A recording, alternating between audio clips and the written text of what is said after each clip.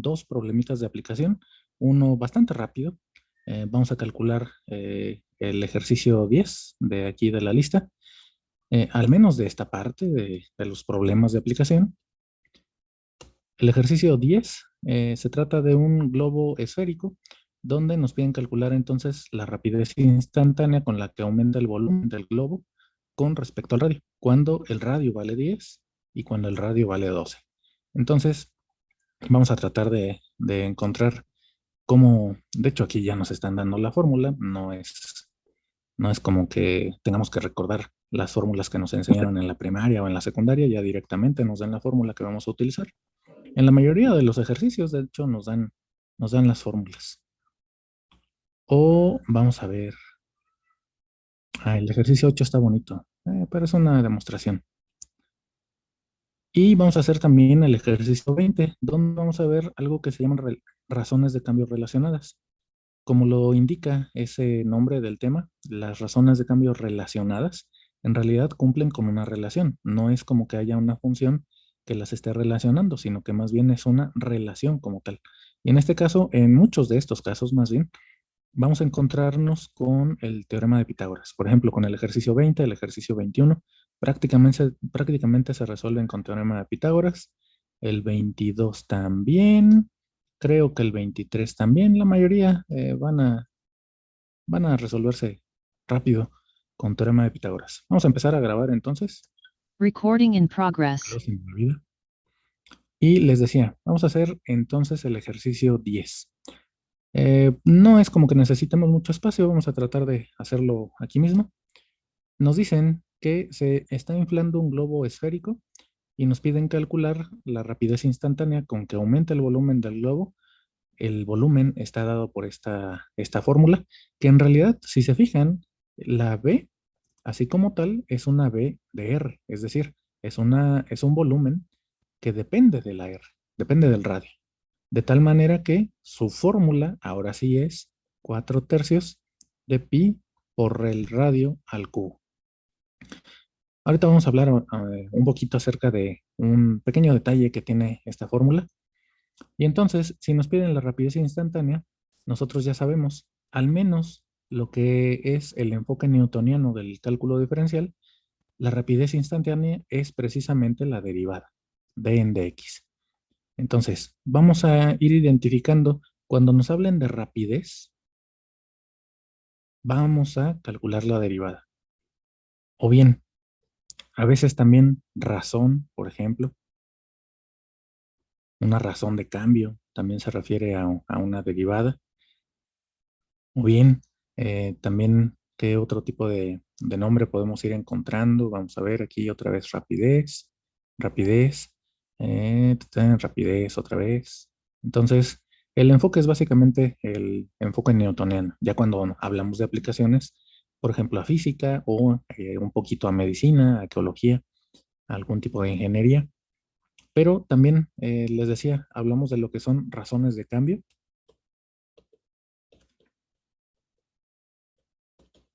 Y de hecho también a veces nos hablan de lo que es la aceleración.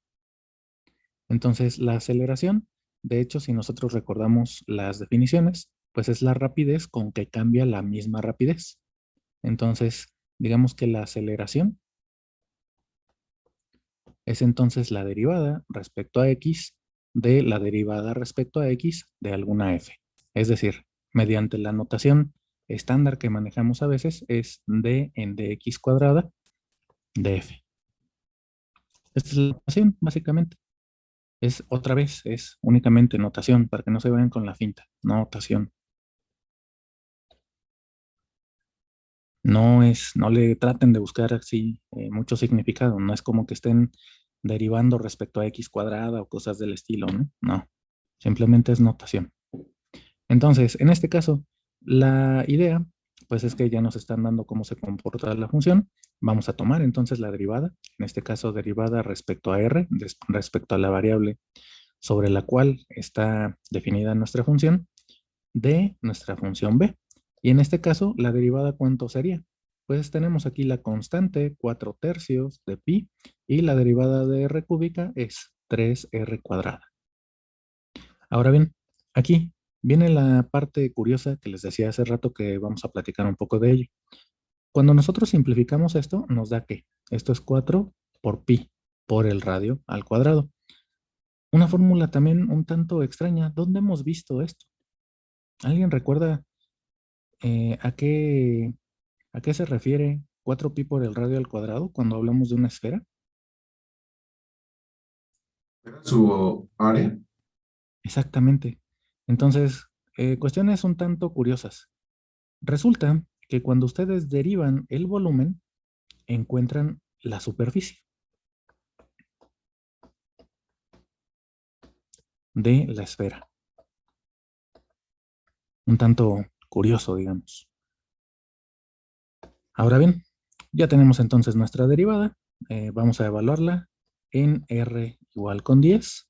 ¿Qué es lo que vamos a obtener?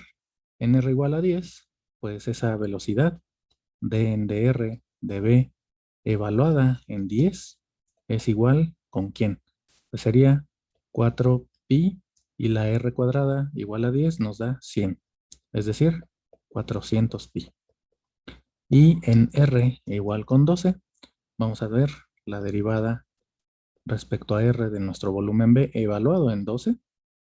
¿Va a ser cuánto? Al cuadrado nos da 144. 144 por 4, ¿cuánto nos da?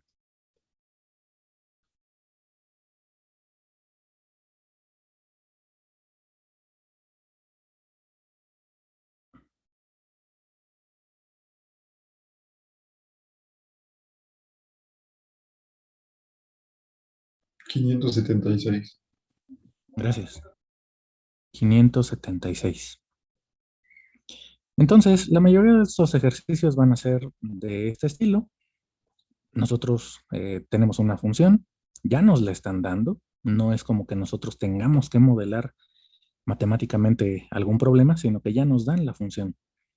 Y a partir de esa función solamente nos piden la razón de cambio o la aceleración o la velocidad o la rapidez instantánea. Aquí igual, por ejemplo, nos hablan de razón de cambio y aquí rapidez, etcétera, etcétera. Razón de cambio también aquí arriba. Dijo Cuando que, nos hablan de eso, nos están hablando prácticamente de la derivada. ¿Qué pasó? ajá, era eso, es que entré un poquito tarde.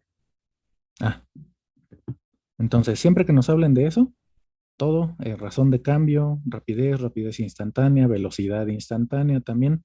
En el caso de que hablemos en una sola dimensión, la rapidez y la velocidad son prácticamente la misma. Eh, ¿Qué más?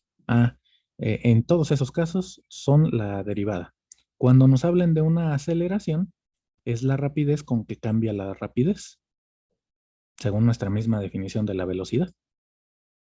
Entonces, la aceleración, pues prácticamente es la derivada de la derivada, o bien como la conocemos, es la segunda derivada de la función. Creo que en estos ejercicios no viene ninguno de aceleraciones, pero a lo mejor nos encontramos con alguno. No he revisado todos los ejercicios.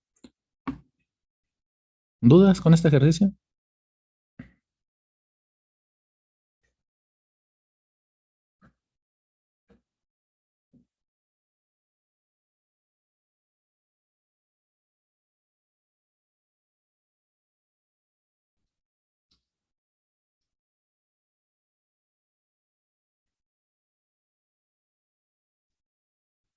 Bueno, vamos a continuar. Y les decía, estamos en esta lista, la lista que ya subí el día de ayer. Ya extraje los ejercicios de recta normal y tangente. Ayer incluso hicimos dos de estos. De esta parte de aquí, de aplicaciones de la derivada, velocidad y otras razones de cambio, ya estamos haciendo o ya acabamos de hacer el ejercicio 10 y ahora vamos a hacer el ejercicio 20, porque en esta vamos a ver ese pequeño detallito que les decía, razones de cambio relacionadas.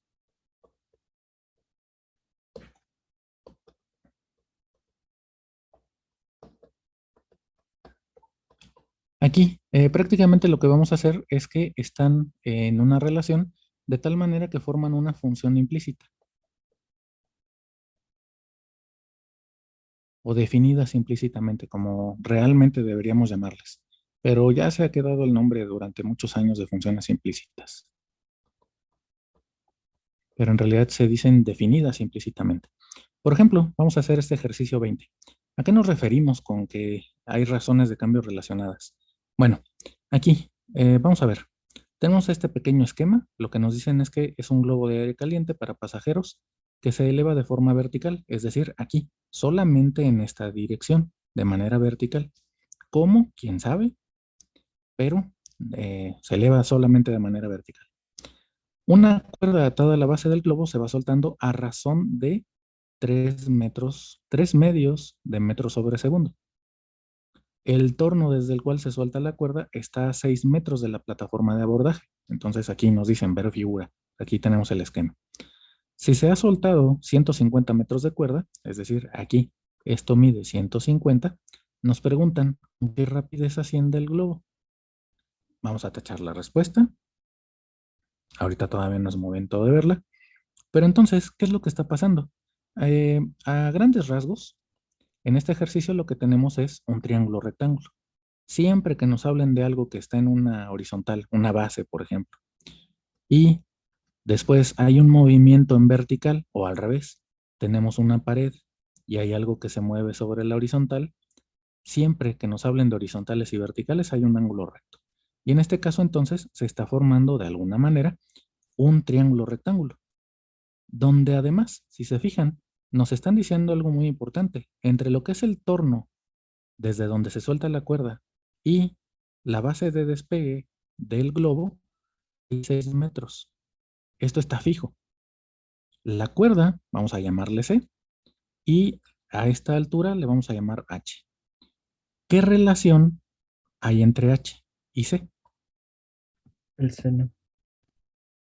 Mm, sin meternos tan, Ah, se nos va a complicar. Sí, puede ser el seno, ¿eh? Sí, adelante, si quieren. Pero hay una relación un poco más sencilla. Pero sí, podría ser el seno, podría ser el coseno, podría ser la tangente también. Sí, está bien, lo pueden pensar también con trigonometría, pero piénsenlo solamente con geometría, para que sea un poco más sencillo. C cuadrada menos H cuadrado es igual a 6. Exactamente.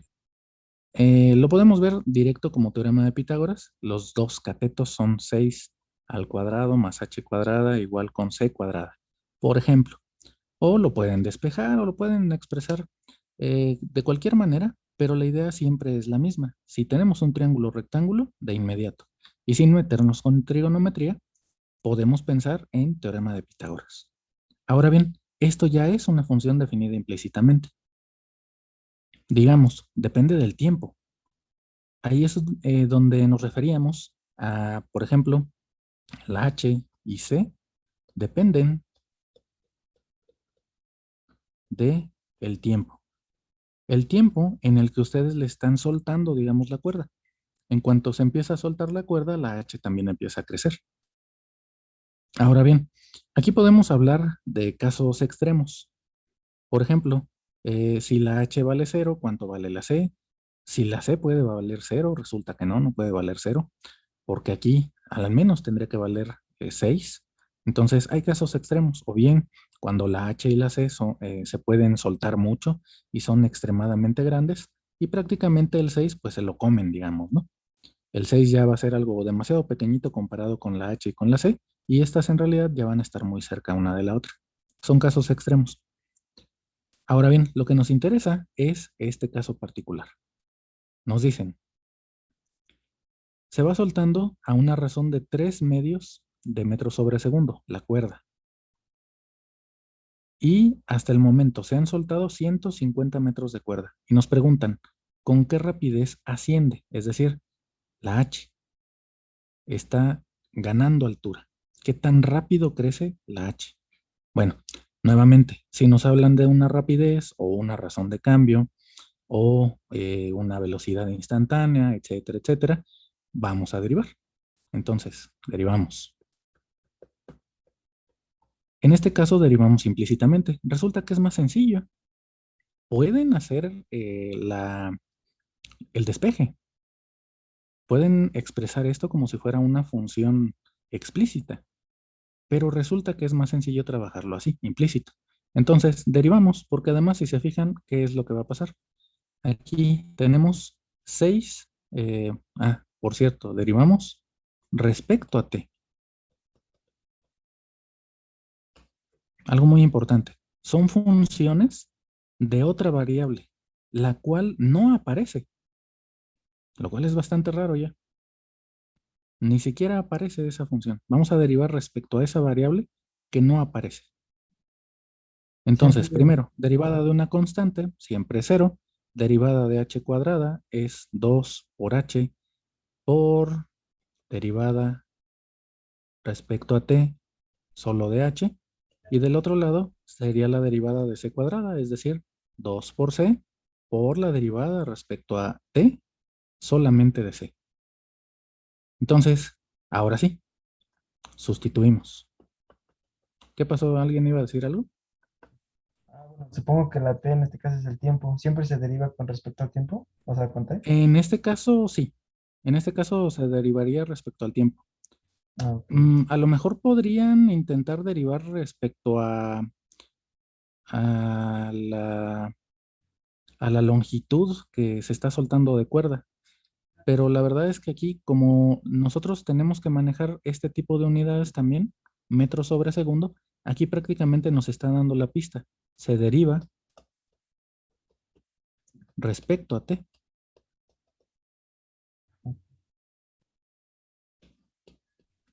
Así, deriva respecto a t. Eso es lo que nos da esta pista. Ajá. Ahora bien, hacemos las sustituciones. Nada más que aquí también hay algo que no hemos calculado. Si se fijan, la derivada la podemos simplificar. Este 2 con este 2 en ambos lados, por cancelación de la multiplicación, se podría simplificar. Y nos queda nada más h por la derivada respecto a t de h, igual con c por la derivada respecto a t de c. Ahora bien, la cuerda ya nos están diciendo cuánto vale. Son 150 metros. La derivada respecto a t de c es precisamente esta razón de cambio. Eso es lo que nos están diciendo. La cuerda se va soltando a razón de 3 medios de metro sobre segundo. Entonces, podríamos incluso hacerlo así. Aquí metros, aquí con todo y las unidades, 3 medios, perdón. Déjenme borrar para hacer más espacio también. Sería entonces 150 metros por 3 medios de metro sobre segundo. Del lado derecho ya tenemos a la que queremos. La velocidad es derivada respecto a t de h. Esta es la que queremos. Pero nos hace falta la h. Ahora bien, la h yo creo que sí la podemos calcular, ¿no? ¿Cuánto sería la h? ¿O cómo calculamos a esa h?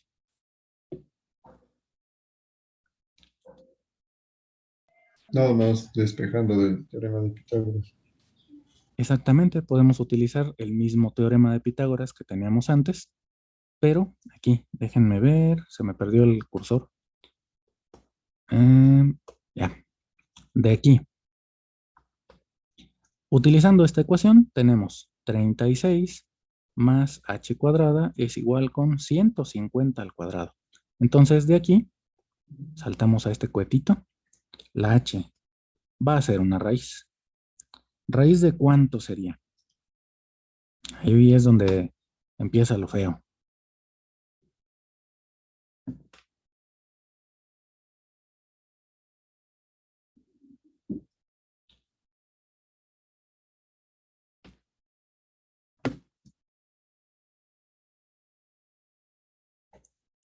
Ahí es Pues donde, sería de dos mil ajá, quinientos treinta y seis 2536. Mm, a ver, 15 por 15 es 250. No, es 225 y dos ceros. No sé, Perdón, no, 22.536. pero además el 36 se está restando, ¿no? Ah, veintidós sí. mil cuatrocientos sesenta y cuatro, ¿no? ¿22,000 cuánto? 464. Yo creo que sí. Sí. Sería 225 y le restamos esos, bueno, le ponemos otros dos ceros y le restamos 36, ¿sí? Ah, sí, está bien, ahora sí. Entonces, bueno, esto es precisamente lo que tenemos que poner aquí con la H. Iste, 22.464. Y lo único que nos resta hacer es despejar la derivada respecto a t de h, es decir, la velocidad que nos están preguntando con la que asciende el globo, va a tener que ser ¿quién? Pues, por cierto, aquí esto en metros. Entonces, metros y metros se va, nos queda la unidad justamente de velocidad, metros sobre segundo. ¿Y qué más tenemos que hacer? Bueno, esto que aquí está multiplicando nos ayuda aquí en la división.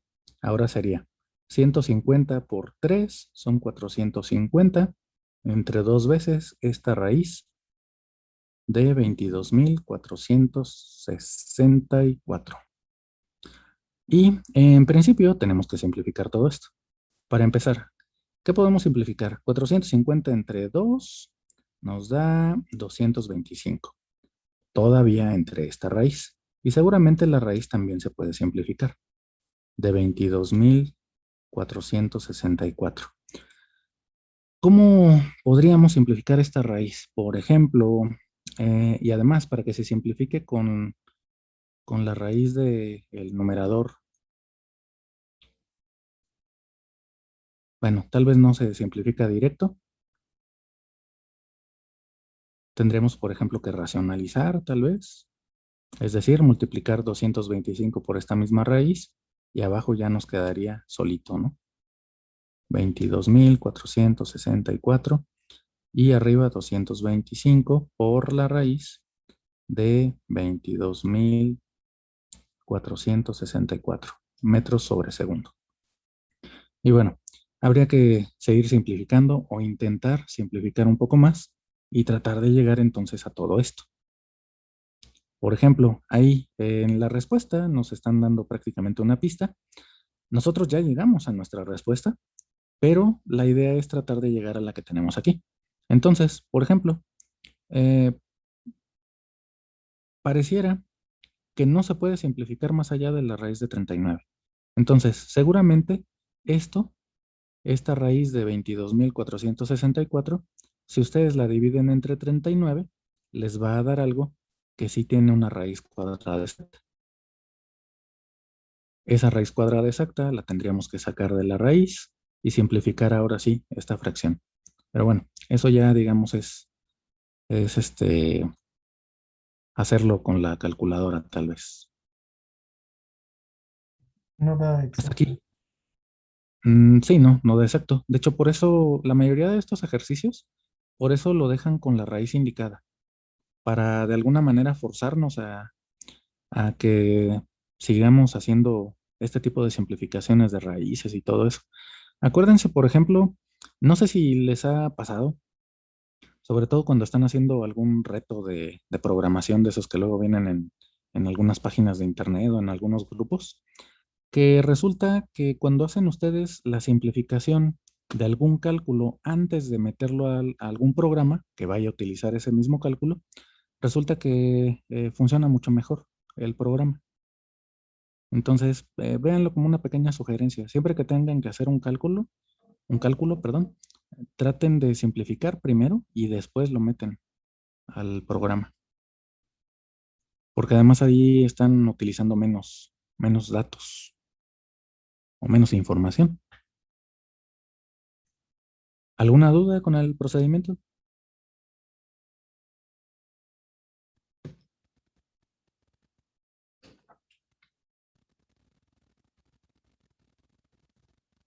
Sí, bueno, ¿podría explicar rápidamente qué fue lo que hizo después de sustituir la H, perdón?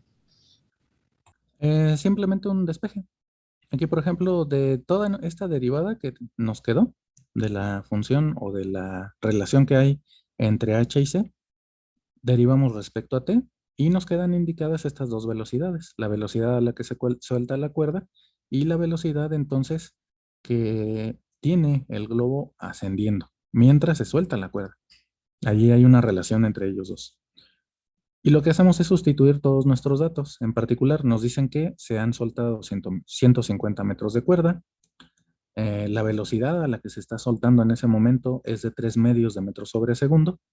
Nosotros calculamos cuando se han soltado 150 metros de cuerda, la altura es esta raíz. Y entonces hacemos la sustitución. Y lo único que nos queda es hacer las operaciones. Por ejemplo, bueno, primero un despeje. La derivada respecto a t de h, que es la velocidad de ascensión, aquí esta raíz está multiplicando, del otro lado queda dividiendo. El 3 por 150 nos da 450 en el numerador. Y este 2 que estaba en el denominador, pues ahí lo dejamos. Una primera simplificación relativamente sencilla. 450 entre 2 nos da 225. Y luego racionalizamos. Y lo que les decía, tendríamos que seguir simplificando esta raíz. Y la sugerencia es, si nos fijamos en la respuesta, aquí dentro todavía queda un 39. Entonces dividan 22.464 entre 39 y seguramente el cociente sí se puede simplificar porque va a ser un cuadrado. Entonces se va a sacar esa raíz cuadrada, seguimos simplificando aquí todo lo que nos quede y al final pues ya tendríamos que llegar a esta respuesta.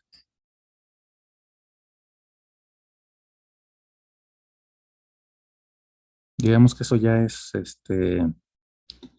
únicamente un buen uso de la calculadora.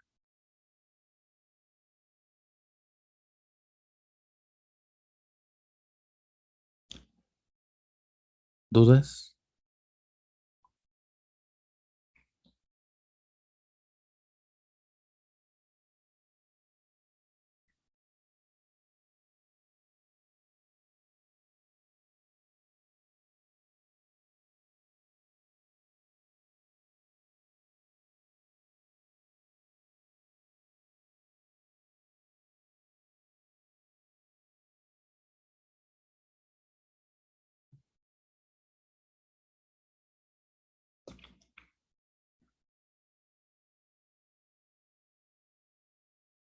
Bueno, parece que ya no hay dudas, entonces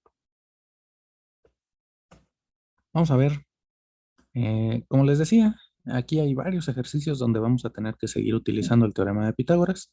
En algunos no nos ponen el esquema, pero seguramente si nosotros lo hacemos, vamos a tener que utilizar el teorema de Pitágoras. Por ejemplo, vamos a hacer nada más el esquemita de este ejercicio 23.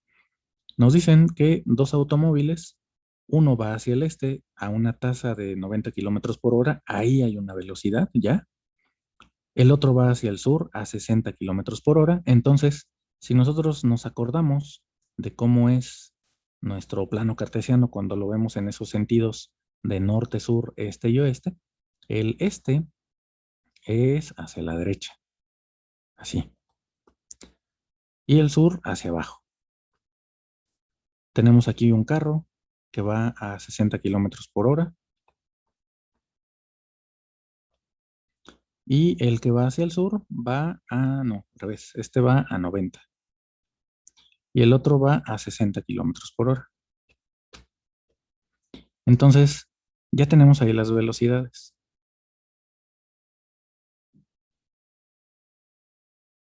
Nos dicen, se dirigen a la intersección de dos carreteras. Ah, ya, más bien, déjenme hacer lo siguiente. Resulta que esto, todo esto, más bien va así.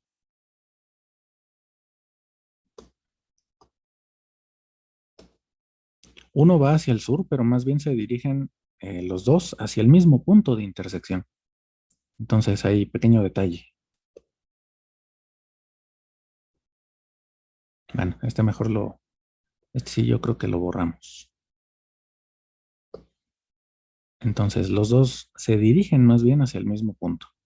Uno va hacia el este, otro va hacia el sur, pero se dirigen al mismo punto. Y este va a 90 kilómetros por hora.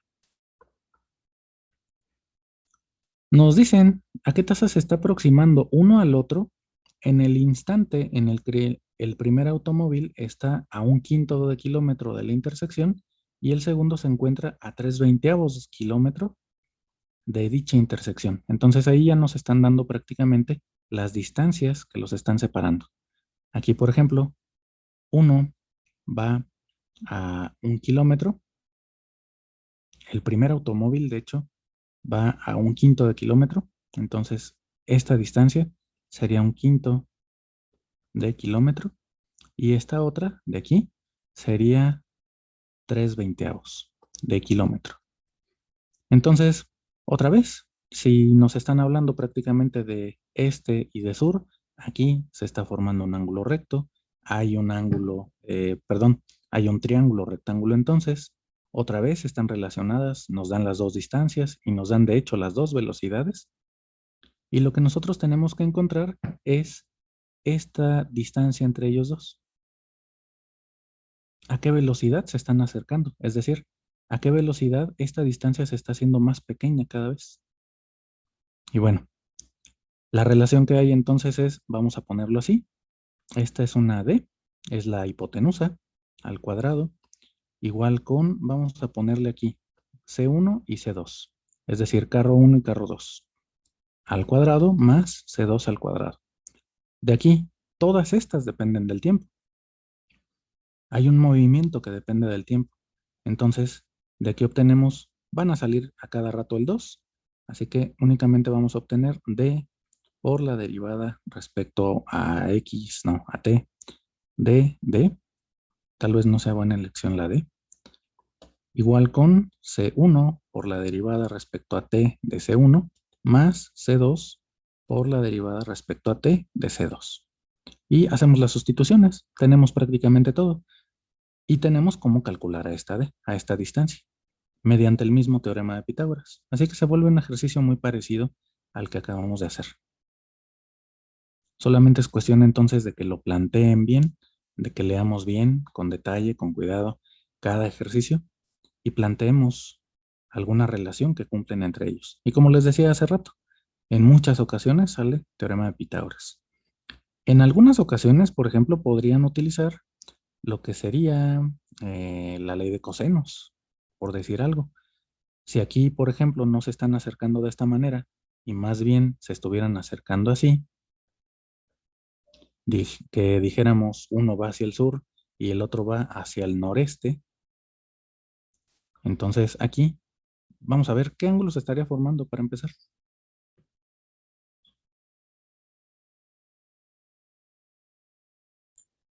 Serían 135 grados. Así es.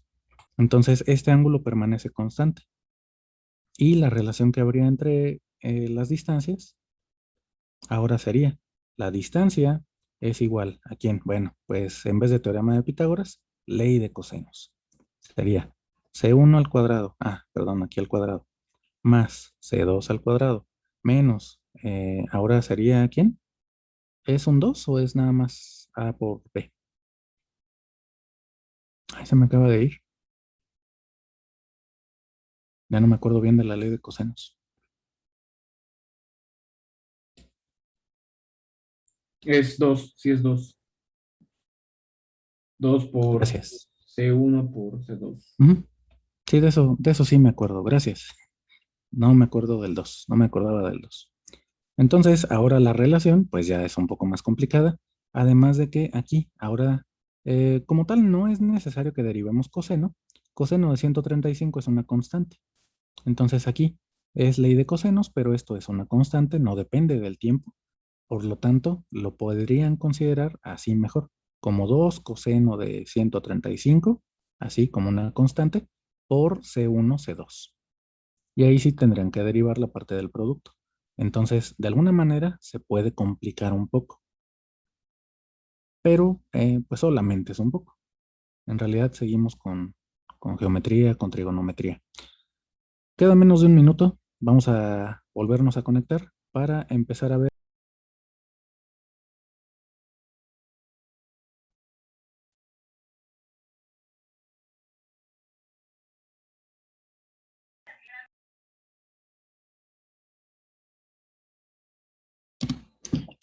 Bueno, pues ya se conectaron la mayoría de los que estábamos, así que vamos a continuar ahora con este tema que se supone que según la planeación o el programa que tenía, pues era el que íbamos a ver hoy completo. Es un tema relativamente sencillo, ustedes de hecho ya lo conocen, es el de máximos y mínimos de una función. Ahora bien, algo que tenemos que recalcar en este tema es que en realidad nosotros estamos calculando máximos y mínimos locales. No vamos a calcular en muchas ocasiones, sobre todo cuando hablamos de este tipo de polinomios, no podemos hablar de máximos y mínimos generales, sobre todo si es un polinomio de grado impar. Los de grado par se comportan de una manera bastante bonita. A veces sí hay algún punto que está por encima de todos los demás. Podríamos hablar entonces de lo que es un máximo general, un máximo total, o en algunas otras ocasiones más bien es al revés, y hay un punto que está por debajo de cualquier otro punto de la gráfica. Pero eso es con los pares, con los polinomios de grado par. En general, los polinomios de grado impar se extienden hacia los dos lados, hacia menos infinito y hacia más infinito. Entonces no podríamos hablar en esos casos de máximos o mínimos generales. Solamente en el caso de pares y hasta eso, solamente de un tipo, o máximo o mínimo general, pero el otro no va a existir, porque también se extienden hacia infinito o hacia menos infinito. Entonces, vamos a hablar de esas definiciones, vamos a ver a qué nos referimos con los cálculos que tenemos que hacer y sobre todo, vamos a ver lo que es el criterio de la primera derivada. Ustedes ya conocen también lo que es el criterio de la segunda derivada, seguramente, pero nosotros nos vamos a quedar por el momento solo con el criterio de la primera derivada, porque algebraicamente es el que tiene muchísimo sentido en términos de lo que es la derivada. Además, no es necesario volver a derivar nuestra función. No es como que sea complicado, pero no es necesario tampoco. Además, el criterio de la segunda derivada tiene ahí algunos pequeños detalles que hace que sea complicado de aplicar en ciertas situaciones. Entonces, ahí, para evitar también ese tipo de complicaciones, solo nos vamos a quedar con el criterio de la primera derivada. La semana que viene vamos a hablar un poquito del criterio de la segunda, pero por mientras, les digo, solo vamos a ver el de la primera derivada. En esta sección de máximos y mínimos hay muchos ejercicios. Viene otra página, no sé por qué se separó, pero viene otra página de más ejercicios también. Y luego viene algo que se llama optimización de funciones, que es básicamente lo mismo que acabamos de hacer en la parte anterior, pero mezclándolo ahora con máximos y mínimos. Ahora, lo que queremos ver es que esos máximos o esos mínimos nos van a estar hablando, por ejemplo, de algo que nos interesa mucho a todos, creo, que es la parte de dinero. Ganar el máximo de dinero con la mínima inversión, por ejemplo. Entonces, casi siempre nos hablan de eso. ¿Cuántos vestidos deben fabricarse y venderse para maximizar ingresos, maximizar ganancia? Sensibilidad máxima, por ejemplo, aquí este problema está muy bonito, es aplicado, por ejemplo, a medicina. Luego volvemos a lo de siempre, lo más económico posible, es decir, hay una inversión que nos salga barata, pero que ganemos mucho entonces. O bien, si se quieren meter ya a problemas clásicos, pues los de los jardines, ¿no? Un jardín se quiere proteger con una cerca. Aquí podemos hacer varias modificaciones al problema. Por ejemplo, que de un lado tenga una pared y no necesitemos una cerca de ese lado, o que se tenga que cercar todo el terreno, etcétera, etcétera. Pero la idea siempre es la misma, maximizar o minimizar. Y eso lo hacemos con máximos y con mínimos. Aquí, por ejemplo, el ejercicio 6 es cantidad mínima de material, volumen más grande, volumen máximo. Entonces, siempre vienen esas palabritas, minimizar cantidad de material, etcétera, etcétera. Así que aquí, pues va a ser una aplicación de lo que vamos a ver ahorita, máximos y mínimos. Antes de que se me olvide, vamos a empezar a grabar. Recording in progress. Y vamos a definir entonces a qué nos referimos con máximos y mínimos locales.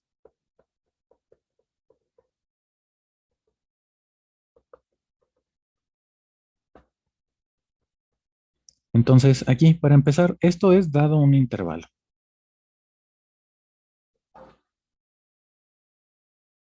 Un intervalo de preferencia, casi siempre lo manejamos abierto, A, B. Decimos que M con coordenadas xm, f de xm es un punto o un máximo nada más así de f en el intervalo a, b, si se cumple lo siguiente. Para todo x que esté en nuestro intervalo a, b, pues resulta que f de x es menor o igual, si quieren, aunque no, vamos a ponerlo así, estricto, es estrictamente menor que f de x del punto máximo. O m, así, con x, ay, perdón, ahora minúscula. Es una pequeña distinción que realmente no es obligatoria ni nada. xm, f de xm es un mínimo en el mismo intervalo a, b. Sí, ahora, ¿qué es lo que pasa? Pues lo mismo, para todo x que pertenece al intervalo a, b, pues f de x, si ahora hablamos de un mínimo, pues va a tener que ser más grande que f de x m minúscula. Ahora bien, la definición como tal la podremos manejar así, algebraicamente, analizando la función, sin meternos con la parte de la gráfica, pero la verdad es que ese aspecto de la gráfica, pues es muy importante y sobre todo nos da una idea bastante buena de cómo podemos calcular los máximos y los mínimos. También hay otro que junto con el máximo o los máximos y los mínimos forma lo que se les llama entonces los puntos notables. Esos puntos notables, el punto que nos hace falta, aparte de máximos y mínimos, es el punto de inflexión, pero de ese vamos a hablar un poco más adelante. Ahorita, por ejemplo, lo que decíamos el día de ayer. Vamos a tomar una pequeña gráfica, la vamos a tratar de graficar mejor que en muchas ocasiones que hemos hecho gráficas. Por ejemplo, aquí. Y vamos a poner nuestra función por acá.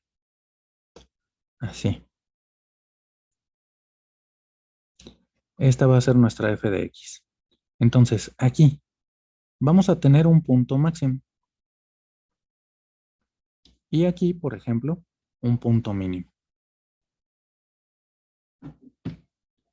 Ahí nosotros podemos trazar dos diferentes intervalos, de hecho de diferentes longitudes también, como ustedes gusten, que sean abiertos. Aquí, por ejemplo, este, digamos, de A a B y este, digamos, de C a D. De tal manera que se cumplen las definiciones. Este punto de aquí es más grande que cualquiera de los que está acá, metidos en este intervalo. En toda esa sección de la gráfica no hay ningún punto que esté más arriba de él. Y el mínimo, pues es lo mismo. En todo este intervalo no hay ningún punto que esté por debajo de él. O más bien, siguiendo la línea o siguiendo el orden de la definición, todos los puntos están por arriba del mínimo. Ahora bien, ¿qué es lo que va a pasar? Si nosotros queremos manejar nuestra primer derivada y recordar que podemos hablar de las tangentes, vamos a ver qué pasa. Aquí vamos a cambiar de color a un rosa. No, el rosa ya lo usamos. A un naranja. Aquí, por ejemplo, tenemos a nuestra tangente así, de repente pasa por el máximo y de repente otra vez va para acá. Aquí pasa lo mismo, podemos utilizar una que esté un poco inclinada, pasa por el mínimo y luego se empieza a inclinar de nuevo. Entonces, ahí hay un comportamiento que podemos utilizar respecto a la tangente. Notamos aquí entonces que, primero, la derivada de nuestra función d en dx de f evaluada en un punto máximo o en un punto mínimo, d de x de f evaluada en x m minúscula, ¿cuánto vale? 0. Exactamente. Es justo cuando son horizontales nuestras tangentes. Entonces, en ambos casos vale 0. Lo cual ya es muy bueno, porque lo que nos va a decir entonces el criterio de la primera derivada es, primero deriva, encuentra en qué valores se hace 0 la derivada, y después, además, ¿qué más podemos notar del comportamiento de las tangentes cuando pasan por el máximo? Ojo, ahí nos estamos moviendo de izquierda a derecha. ¿Qué pueden notar acerca de esta tangente? Luego pasa por el punto máximo y luego va hacia el otro lado. Que la pendiente primero es positiva y después es negativa. Exactamente. Entonces, además, hay un cambio de signo en la pendiente. Lo cual también es muy bueno porque entonces nosotros podemos evaluar del lado izquierdo cómo es, del lado derecho cómo es, y lo mismo en el mínimo, del lado izquierdo cómo es, del lado derecho cómo es. Solamente que de hecho, por eso el criterio de la primera derivada es muy geométrico y es suficiente para evaluar qué tipo de punto es, máximo o mínimo. Entonces, hay un cambio en el signo de la pendiente, de más a menos en los máximos, cuando se trata de un máximo, o de menos a más en mínimos. Y ahorita entonces vamos a hablar de un caso, porque si se fijan siempre estamos hablando de un cambio, de más a menos o de menos a más. Hasta aquí, ¿alguna duda, algún comentario que quieran hacer? Profesor, en los puntos críticos también era que, aparte de 0, era que no existe o no. O que sí, no existe, ¿no? La derivada en ese punto también se podría dar. Bueno, aquí para empezar lo que necesitaríamos es hablar de que la función es continua en ese punto y que, bueno, aunque tal vez no es necesario que digamos que sea continua, pero sí para utilizar el criterio de la primera derivada, tendríamos que pedirle que fuera continua. Porque ahí, por ejemplo, pueden suceder cosas un tanto extrañas, que tengamos una función así y que por acá baje. Entonces, aquí de alguna manera habría un máximo y aquí habría un mínimo. Pero para empezar, ni siquiera podemos utilizar la derivada porque no es continua. Entonces, ahí sí, qué bueno que lo dice. Valdría la pena decir lo siguiente. Sí, primero, aquí f continuo.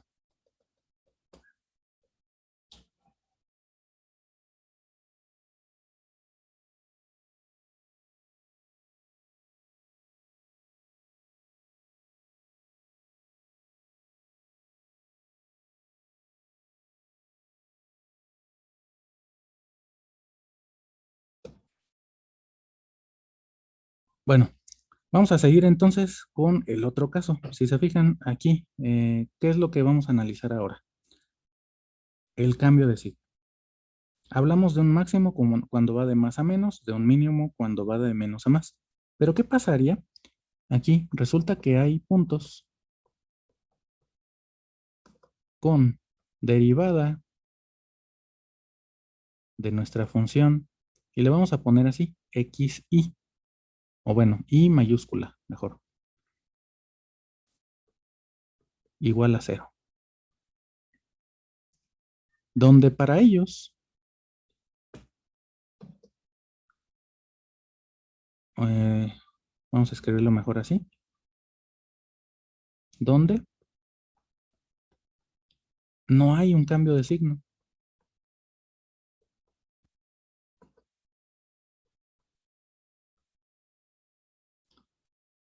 ¿Qué es lo que está pasando entonces? Vamos a imaginarlos.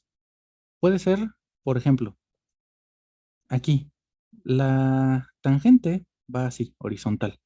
Y digamos que no hay un cambio de signo. Entonces, antes de ese punto, digamos por acá, antes de ese punto, a lo mejor la tangente va así.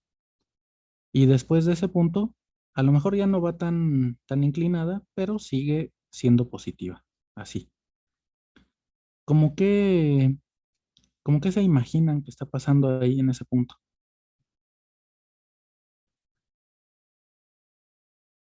La función es creciente. Para empezar, ahí también podemos hablar entonces de intervalos de crecimiento y de intervalos de decrecimiento. Entonces, aquí, por ejemplo, lo que está pasando es que llega al punto. Pero justo ahí, en vez de que empiece a bajar, resulta que sigue creciendo, pero a lo mejor ya de otra manera. Entonces, ahí pasa algo bastante raro. Resulta que no hay ningún cambio de signo, pero la derivada se vuelve cero. Ahora bien, podemos tener también lo contrario. Podemos hablar de que aquí tenemos una tangente. Déjenme escribir la punteada. Tenemos una tangente por aquí. Tenemos nuestro punto, a lo mejor por acá. Ahí la tangente es horizontal. Y luego, otra vez, a lo mejor incluso más inclinada. Así, otra tangente. Bueno, pues aquí lo que estaría pasando, pues es lo contrario. Digamos que ahora, siguiendo la idea que nos plantea su compañero, es ahora decreciente. Entonces, también, qué bueno que lo mencionan de esa manera. Podemos hablar ahora de si una función es creciente o decreciente dependiendo del signo de la derivada. Entonces, un pequeño paréntesis.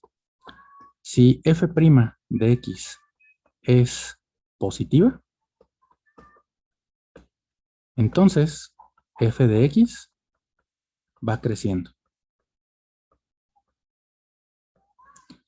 Por el contrario, si f' de x es negativa, entonces f de x está decreciendo.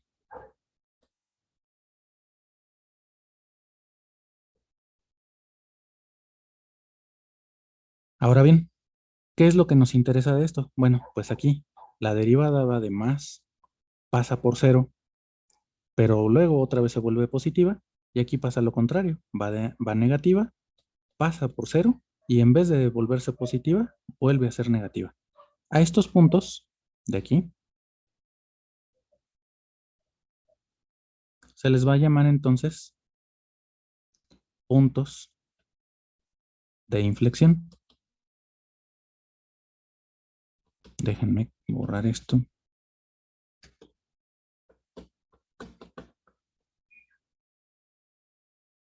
Así que ya tenemos una forma de calcular los puntos de inflexión. Generalmente esto es lo que va a pasar.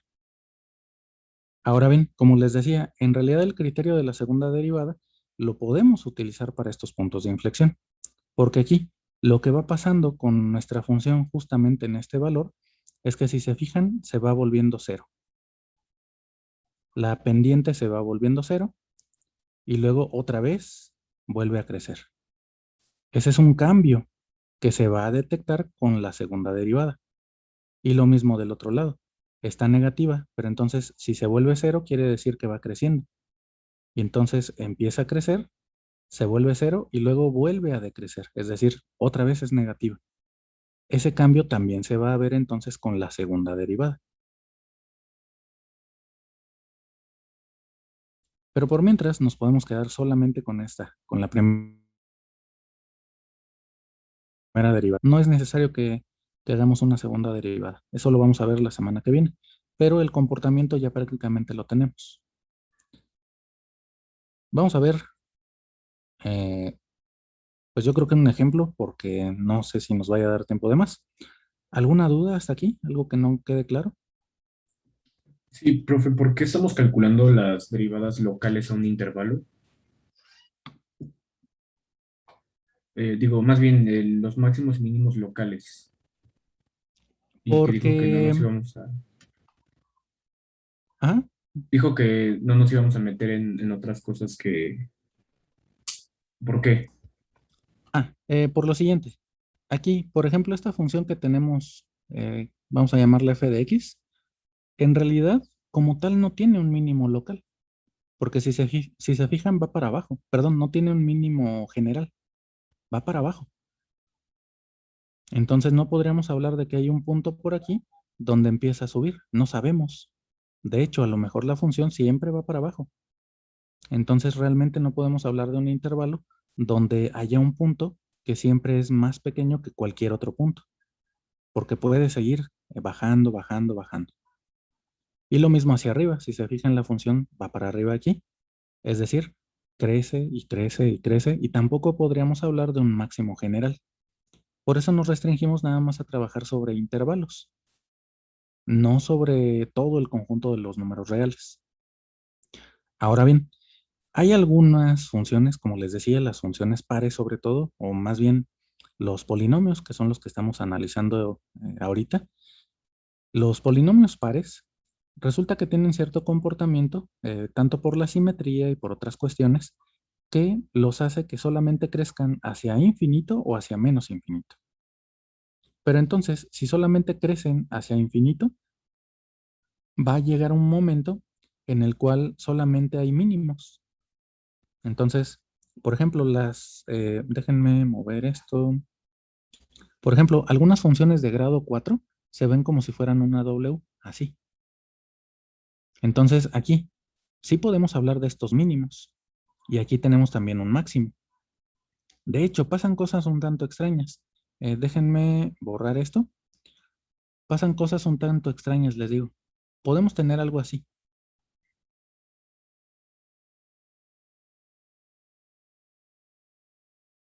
Donde este máximo resulta que es más pequeño que este mínimo.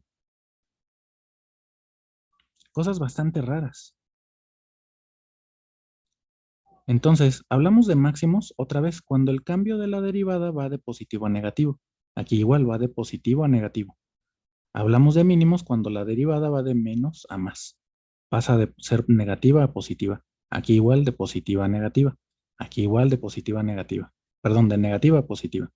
Los mínimos.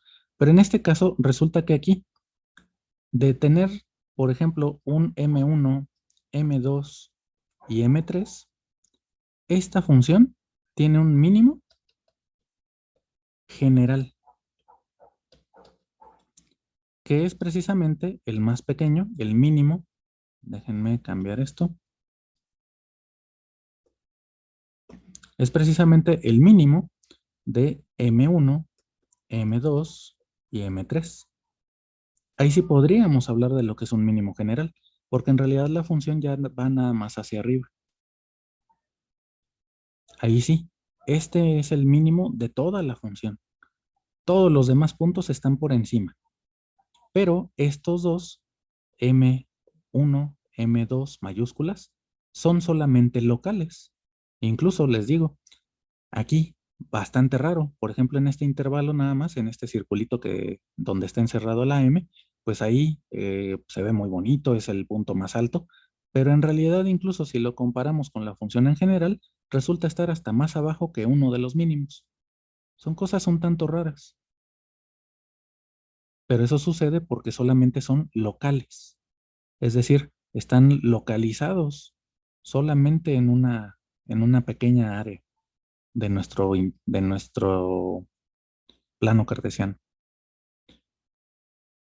Incluso teniendo estos dos mínimos, no podríamos decir, ah, no, pero pues es que M2 es más grande que M1. Sí, pero aquí hay puntos que están más arriba.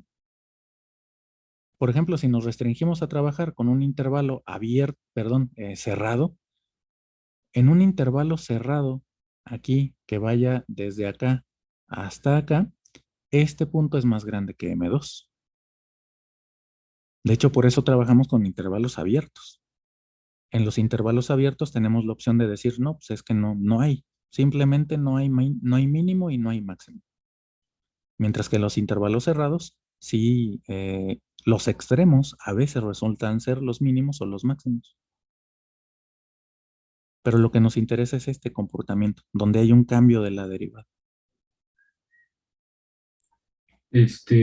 Profe, ¿Sí? bueno, corréjame si me estoy confundiendo un poco con los nombres de los temas, pero ¿tiene que ver con el supremo y el ínfimo? Si recuerdan, bueno, yo creo que más bien no lo recuerdan, En ningún momento hemos hablado de supremo y de ínfimo. Ajá, no, sí. El supremo, eh, el supremo se maneja de diferente manera que el máximo.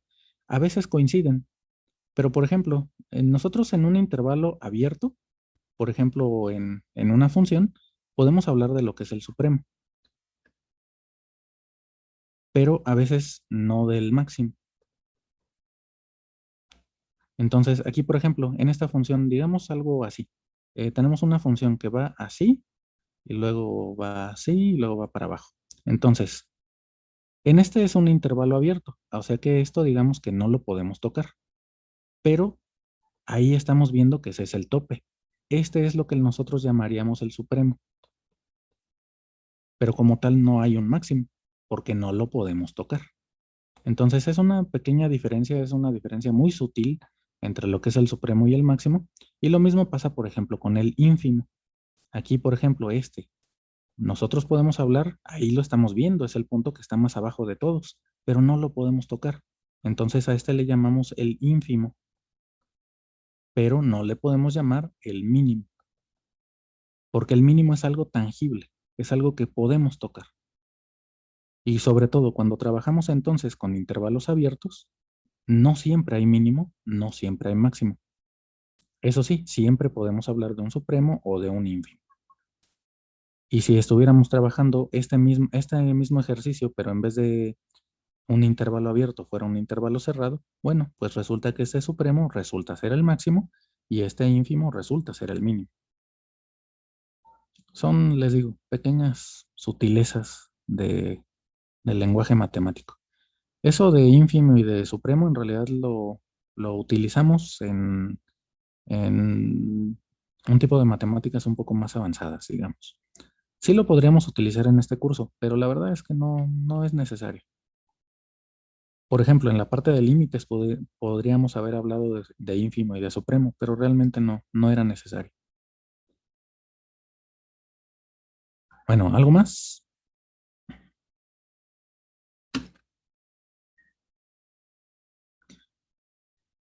Vamos a ver cómo podemos aplicar entonces nuestro criterio de la primera derivada. Así es como le vamos a llamar a este método que acabamos de desarrollar, a este análisis que hicimos de cómo se comporta la derivada cuando pasa por un máximo, cuando pasa por un mínimo o cuando pasa por un punto de inflexión en alguno de estos ejemplos.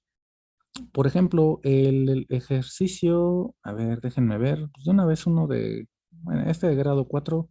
El problema es que, de hecho, 4 4 1, aquí hace falta una potencia. Falta la X. Vamos a hacer uno de grado 3 que generalmente son bastante didácticos, sobre todo porque traen de los tres tipos, traen máximos, traen mínimos y además traen puntos de inflexión. Mientras que las de grado par a veces no traen, por ejemplo, puntos de inflexión. Por la simetría, por ejemplo, resulta que f de x igual con x cuadrada, nosotros ya la conocemos, es una parábola. Pero si ustedes hablan de f de x igual con x cuarta, esto también parece una parábola, solamente que déjenme cerrar aquí una ventanita que me salió. Resulta que en este caso, ahora pareciera una parábola, solamente que está como que más chata. Van así.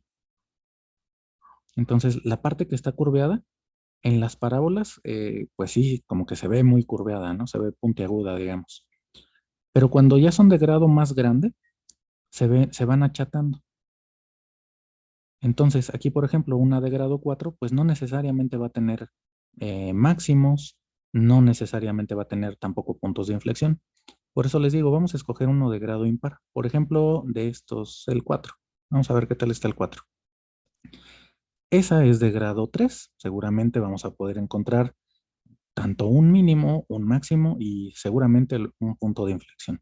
Entonces, vamos a ver, es 2 menos 3 menos 12 y sin constante. Entonces, f de x igual a 2 menos 3 y menos 12. Este es con x cúbica, x cuadrada y x sin constante. Entonces, de esto, aplicamos nuestro criterio o lo que dijimos hace rato, el análisis.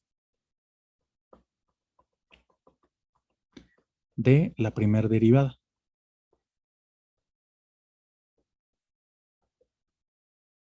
Y entonces, pues derivamos.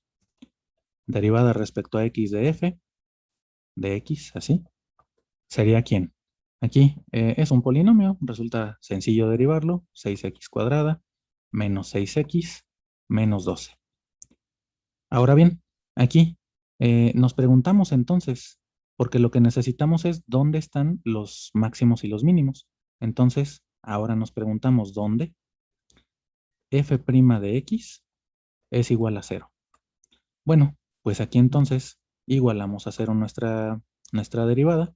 6x cuadrada menos 6x menos 12. Y aquí podemos empezar a simplificar. Por ejemplo, esto, si nosotros dividimos todo entre 6, es igual a x cuadrada menos x menos 2. Y esta es muy sencilla de obtener donde se hace 0. ¿En qué valores se hace 0 esta función?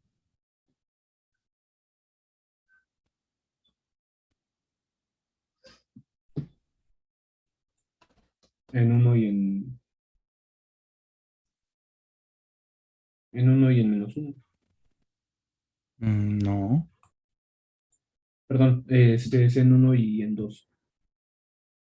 en 1 y en 2. Menos uno Yo y creo que menos uno y menos dos. 1 y 2.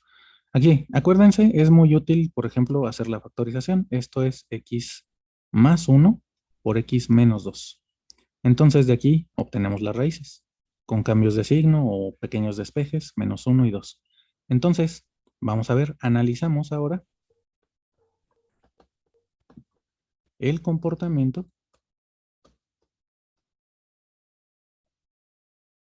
de f' de x al pasar por menos 1 y por 2. Entonces, esto va a parecer de primaria, así es como generalmente nos lo enseñan incluso en nivel medio superior, pero funciona bastante bien. No tenemos ningún problema en otros puntos. Entonces, vamos a dividir nuestra recta numérica en el menos 1 y en el 2. En medio, por ejemplo, un punto sencillo de evaluar es el 0. A la izquierda del menos 1, un punto sencillo de evaluar que no sea tan grande es el menos 2. Y a la derecha del 2, por ejemplo, un punto sencillo de valor y que esté relativamente cerca, el 3. Entonces, aquí, nuestra derivada f' es igual a 0 en estos dos. Justo lo que queremos. Ya lo calculamos. Necesitamos saber cómo se comporta entonces antes y después del menos 1 y antes y después del 2. O sea que vamos a hacer las evaluaciones en nuestra derivada. Aquí. Por ejemplo, cuando vale menos 2. ¿Cuánto vale f' evaluada en menos 2? Sería, al cuadrado nos da 4, por 6 es 24. Menos 6 por menos 2 da 12 positivo y estos 12 que se están restando nos da 0, pero llevábamos 24, entonces es positiva. Y va a cambiar ¿a dónde? Cuando la x vale 0, entonces f' evaluada en 0, ¿cuánto nos da? Pues esto es 0, 0, nos da menos 12. Es decir, se volvió negativa. Y lo mismo ahora con el 3. 3 al cuadrado nos da 9. 9 por 6 nos da, ¿cuánto? 54. 3 por 6 nos da 18. Negativo. Menos 18 y menos 12 son menos 30. Pero aquí ya teníamos, ¿cuánto? 54 menos 30. Entonces vuelve a dar 24. Bastante simétrica al parecer. F' de 3 da 24. Es decir, de negativa pasa a positiva. ¿Qué es lo que estamos encontrando entonces? Bueno, pues aquí en este punto, de ser positiva pasa a negativa, hay un máximo. En este punto, de ser negativa pasa a positiva, hay un mínimo. Y nos haría falta entonces calcular las coordenadas. Por ejemplo, menos 1, y aquí tendríamos que ver entonces, déjenme mover aquí los botones porque me están estorbando. Tendríamos que evaluar en nuestra función original para encontrar las coordenadas de estos puntos. Y aquí sería 2, y hay que encontrar las coordenadas. Por ejemplo, en menos 1, elevamos al cubo, elevamos al cuadrado, y aquí nada más está la 1. Entonces, al cubo sería menos 1 por 2 nos da menos 2, al cuadrado nos da menos 1 y este menos 3 nos daría menos 3. Con el menos 2 que llevábamos serían menos 5. Y aquí sería ¿cuánto? Menos 1 por 12, perdón, por menos 12 nos da 12. 12 menos 5 nos da 7. Y hay que evaluar entonces también en el 2. Evalúen por favor en 2, ¿cuánto les da?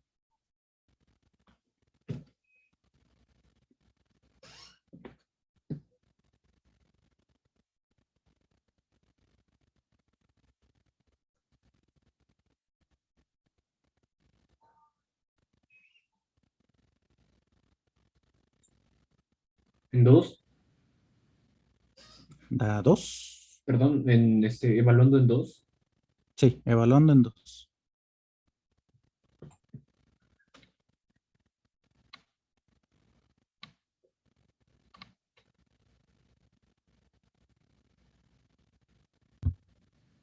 Creo que Pues da 0. ¿A la derivada? Evaluando la derivada. No, no la derivada, la función original. Ah, ok, Lo que estamos calculando ahora son los puntos de la función. ya. creo que da menos. No. No, bien.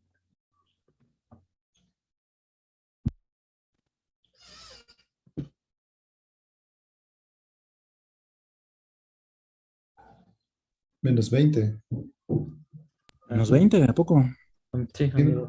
Sí. Muy abajo. Entonces, bueno, pues ni modo. Aquí tenemos entonces un máximo y aquí lamentablemente pues va a bajar demasiado y no nos alcanzaría, ¿no?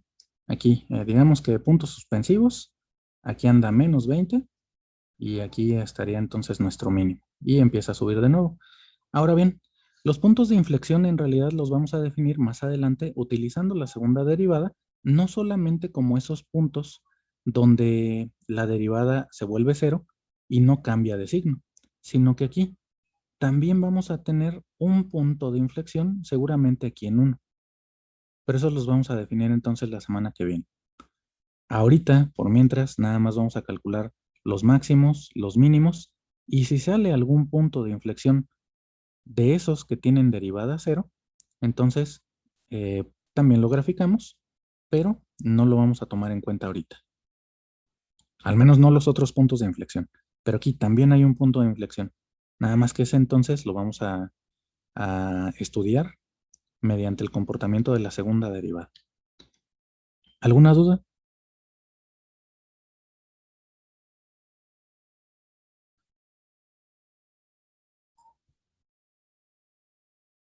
No, profe. Le quería preguntar acerca de la resolución, no de un ejercicio, sino de una lista. No sé si. Bueno, nada más que ya se nos va a acabar el tiempo, entonces nos volvemos a conectar, por favor. No. Perdón, profe, ¿va a seguir ahorita con otro tema de la clase? No, ya nada más vamos a responder la duda de su compañero. Ah, ok, gracias. Da igual nada más. Bueno, 68, ¿no? Pero usted Sí. nos había dicho que nada más nos iba a decir que hiciéramos 20, pero o sea que ya sea que nosotros las eligiéramos o que usted nos las diera, nada más que ya nunca nos dijo nada acerca de eso. Y como, Bueno, o las. también les había comentado que si les decía de 20 en específico, les iba a poner solamente esas 20. Por ejemplo, a lo mejor las 20 que están solamente en esta página o algo así. Entonces, más bien se quedó abierto. De todas estas derivadas, ustedes van a escoger 20. Eso sí, en el examen, pues va a venir cualquiera de estas derivadas. Así Ok. que traten de no agarrar tampoco las que están más sencillas, agarren algunas que estén pesadas para que lleguen al examen bien preparados. Ah, ok. 20 variado. Sí, ustedes escogen las 20 que quieran de aquí. Vale. Ok. Gracias, profe. ¿Sí, no de qué? ¿Algo más? Dígame. Este, bueno, no tiene que ver con la clase, pero le quería preguntar. Bueno, es que a mí me gusta, bueno, me llama la atención. Siempre me ha llamado la atención bastante eso de cómo demostrar algunas cosas y eso, bueno, eso que es como que es más complicado. Y entonces, bueno, desde hace tiempo he leído un libro que no sé si usted lo ha escuchado, que se llama ¿Cómo demostrar eso? Bueno, está en inglés, pero bueno, tiene ideas que la verdad sí me han facilitado demostrar algunas cosas que nos dejan en matemáticas discretas, Ujú. pero no sé, como que esas ideas luego se las comento así, bueno, a la misma maestra y como que, no sé, como que la saco de contexto, no sé, entonces no sé si usted ha escuchado ese libro. Del libro, creo que sí he escuchado, pero no he tenido oportunidad de leerlo. Por ahí hay varios libros, de hecho, acerca de demostraciones. Hay uno que me gusta mucho, que sí he leído, que es de geometría. A mí me gusta mucho la geometría. De hecho, se supone que yo soy especialista en geometría algebraica. Y en geometría, las demostraciones que se hacían, por ejemplo, por los griegos, son demostraciones muy bonitas, muy constructivas. Incluso hay algunas que se utiliza todavía la regla y el compás para hacer algunas demostraciones.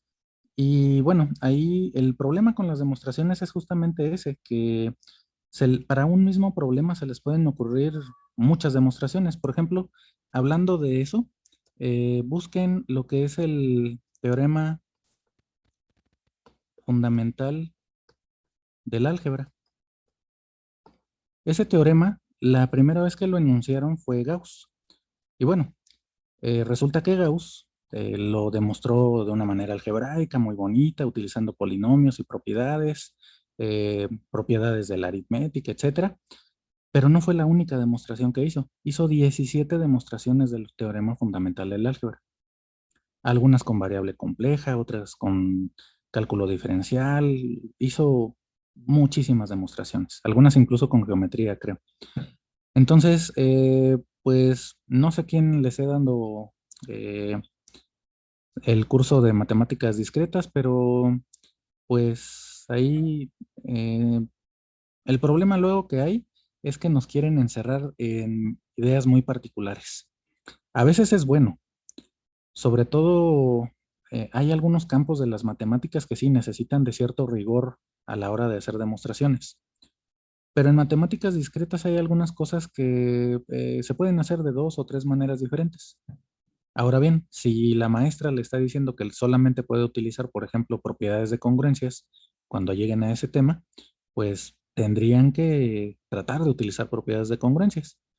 Pero algunas de esas propiedades se pueden demostrar, por ejemplo, con números complejos o se pueden demostrar utilizando relaciones de equivalencia o los axiomas de Peano, cosas así. Entonces, pues sí hay variantes, pero pues el problema es ese, ¿no? Que a veces sí se les ocurren ideas bastante extrañas de repente a ustedes y nos sacan de onda a nosotros. Y el problema de nosotros es que ya estamos demasiado enfocados, digamos, a la forma en cómo hacemos las cosas y luego no queremos aceptar que las ideas que ustedes tienen son buenas, pero trate de continuar, sobre todo si le gustan las demostraciones, pues matemáticas discretas es una materia muy bonita justamente para hacer demostraciones. Demostraciones relativamente sencillas y que tienen ideas muy variadas. Si le gusta esa materia, trate de conseguir el siguiente libro. Se llama así, Teoría de Números.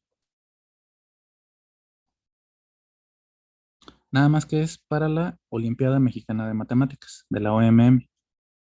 Es un libro muy bonito, muy sencillo, de teoría de números, lo cual se supone que ya es algo avanzado en matemáticas, pero que como está hecho para alumnos de Olimpiada Mexicana de Matemáticas, son alumnos de nivel medio superior, entre 15 y 17 años, resulta que lo explican de manera muy bonita y además es bastante formal.